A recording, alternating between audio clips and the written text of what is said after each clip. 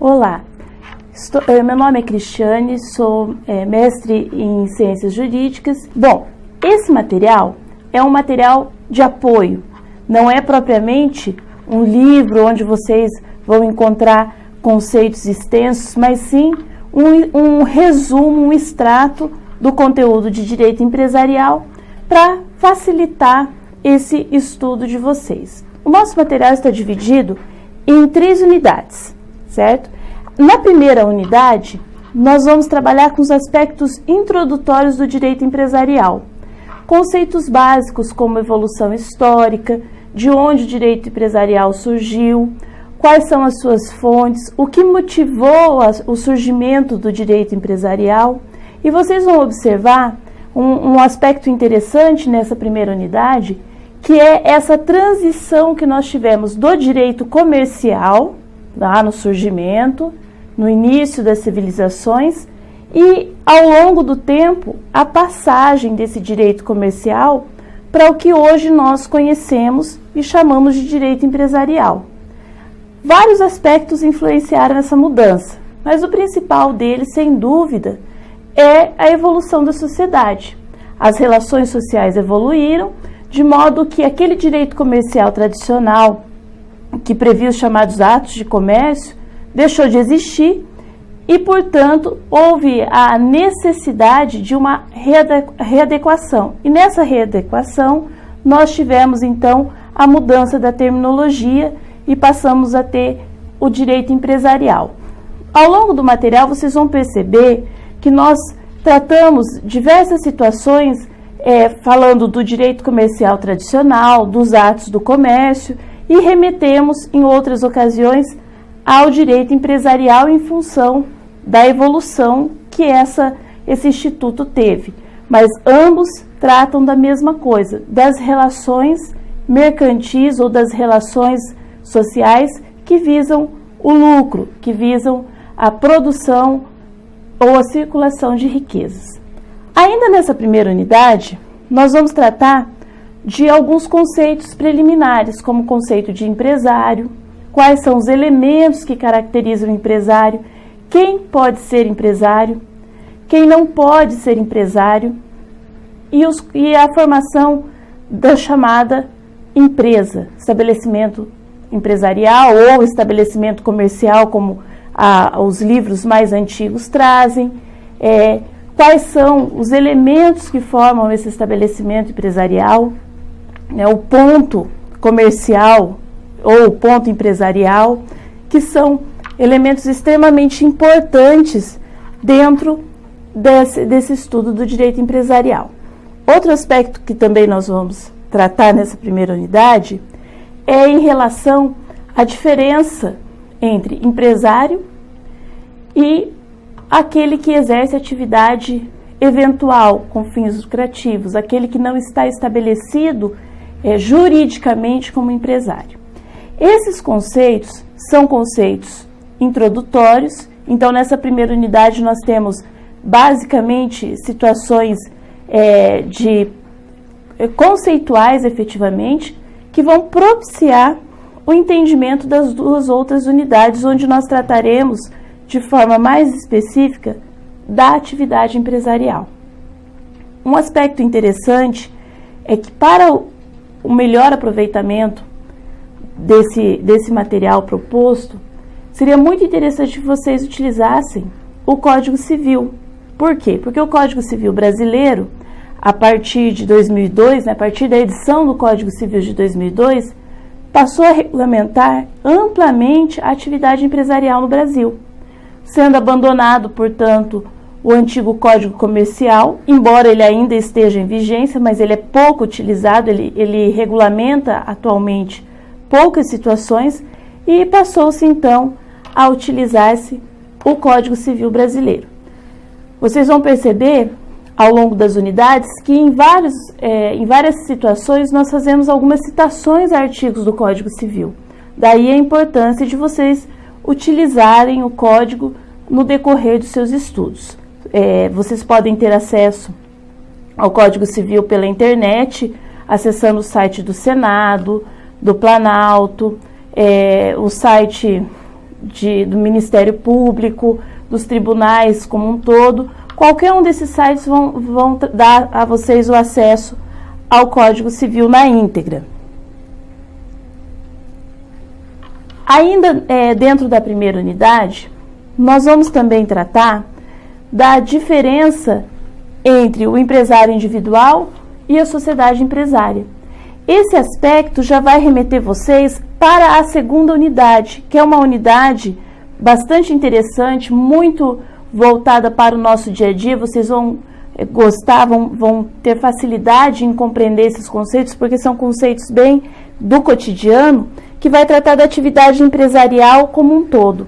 Como se formou, quais os requisitos necessários para que eu tenha a atividade empresarial, o procedimento do registro, tanto do empresário individual quanto das sociedades empresárias, quais são os órgãos responsáveis por esse registro, a possibilidade de estabelecer-se uma microempresa, enfim, vamos tratar de todos os aspectos legais da atividade empresarial. Mais uma vez, o estudo dessa unidade aliado ao Código Civil vai proporcionar a vocês um entendimento muito mais tranquilo da matéria. Dentro da unidade 2, assim como acontece na unidade 1 e vai acontecer na unidade 3, nós temos logo no início um plano de estudos, onde nós vamos delimitar os temas que serão abordados ao longo da unidade. Então, a unidade 2 começa com o conceito de empresário, vamos falar das características da atividade empresarial, já adiantando um pouco esse aspecto, toda essa questão da característica está relacionada ao lucro, a vedação do exercício da atividade empresarial a algumas pessoas, porque vocês sabem que em alguns casos nós temos pessoas que, em razão do cargo ou de características particulares, não podem exercer atividade empresarial. O funcionário público, por exemplo, está vedado a atividade empresarial a ele. Vamos falar das espécies de empresário e a diferença entre empresário e comerciante informal. Esse comerciante informal é aquela figura que existia já bem antes da legislação, bem antes da regulamentação da atividade empresarial, porque a atividade empresarial ou comercial ela é tão antiga quanto a sociedade. Toda vez que nós tivermos duas ou mais pessoas reunidas, nós teremos entre elas relações de troca, relações de compra e venda e etc. Então, mesmo antes do surgimento da moeda em espécie, os indivíduos já praticavam a atividade comercial. Vamos falar também, na unidade 2, em relação à diferença entre empresário e sócio da empresa. Por quê? Porque nem sempre o sócio da empresa desenvolve efetivamente atividade empresarial. E esse é um ponto interessante, porque no dia a dia nós confundimos muito essas figuras. Não é um conhecimento cotidiano esses aspectos que são, na verdade, aspectos legais da atividade empresarial. Vamos falar também do registro mercantil ou registro empresarial, o ponto comercial, hoje conhecido como ponto empresarial, né, local onde essa empresa se estabelece.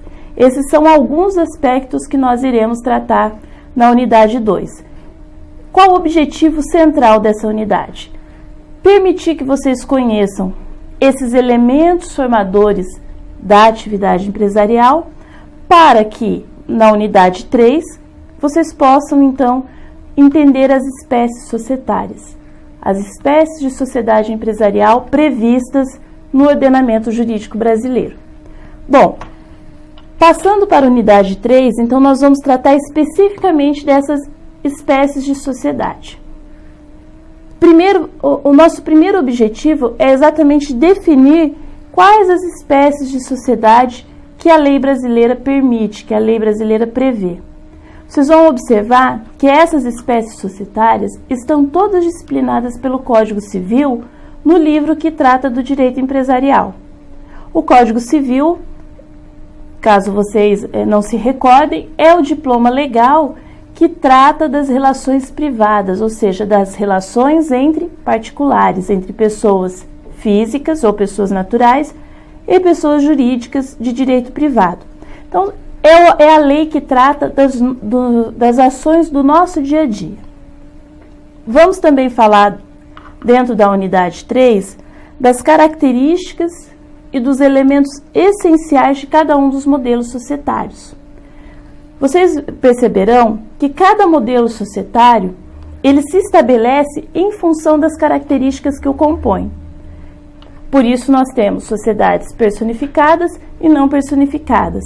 O fato de serem personificadas ou não já define o tipo societário e as suas características. Vamos tratar também da viabilidade ou da eficiência de cada um desses modelos dentro do nosso ordenamento jurídico. Quais as vantagens e desvantagens de cada um dos modelos societários? Quais as atividades que mais se adequam a cada um desses modelos? Essa terceira unidade, ela é bastante interessante porque ela tem um aspecto muito prático. Todos nós já negociamos ou participamos em algum momento da nossa vida de uma sociedade empresária. Esse é um conteúdo muito voltado ao nosso dia a dia, de interesse, portanto, de qualquer pessoa. Vocês vão gostar bastante da proposta dessa unidade.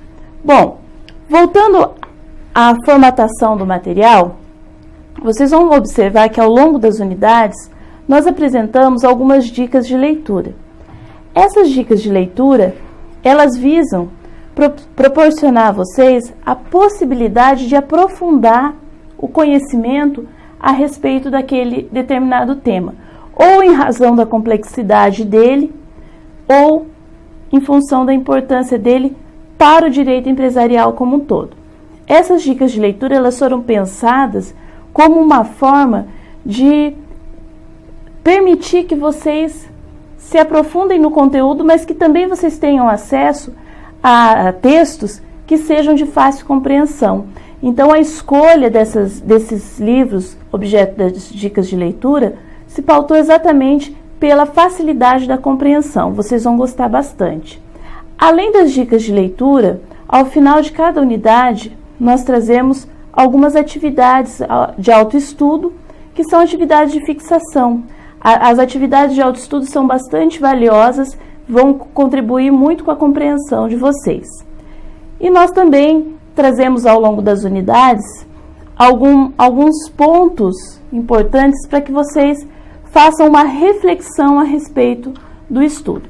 Em alguns tópicos das unidades, nós elencamos decisões dos tribunais do Brasil para que vocês possam saber como que essas situações ligadas ao direito empresarial são vistas pelo Poder Judiciário, até para que vocês tenham uma ideia de como o direito regulamenta, tutela efetivamente essas situações.